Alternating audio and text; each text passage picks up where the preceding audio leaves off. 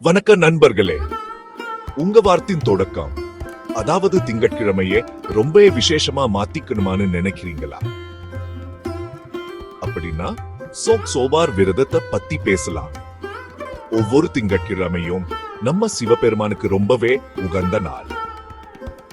இந்த நாள்ல விரதம் இருந்து சிவபெருமானை வழிபடுதுன்னா நம்ம வாழ்க்கையில சாந்தியும் செல்வமும் பெருகும்.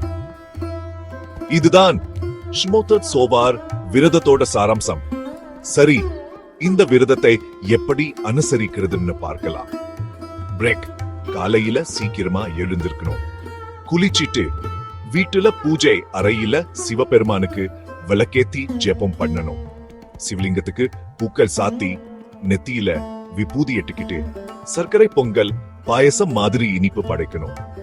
ஹோம் நமம் சிவா மந்திரத்தை ஜெபிச்சிட்டு சிவபுராணம் மாதிரி புனித நூல்களை படிக்கலாம்.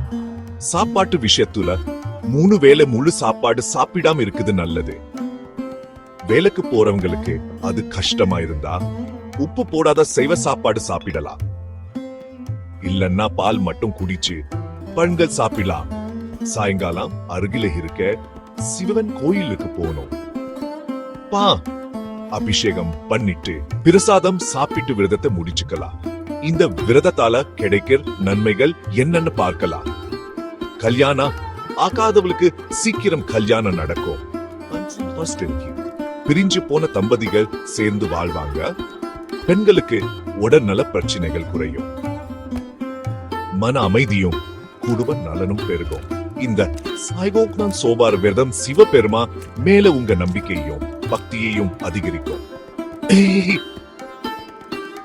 ஒவ்வொரு திங்கட்கிழமையும் பக்தியோட கழிச்சு உங்க வாழ்க்கை நல்லபடியா மாறத பாருங்க.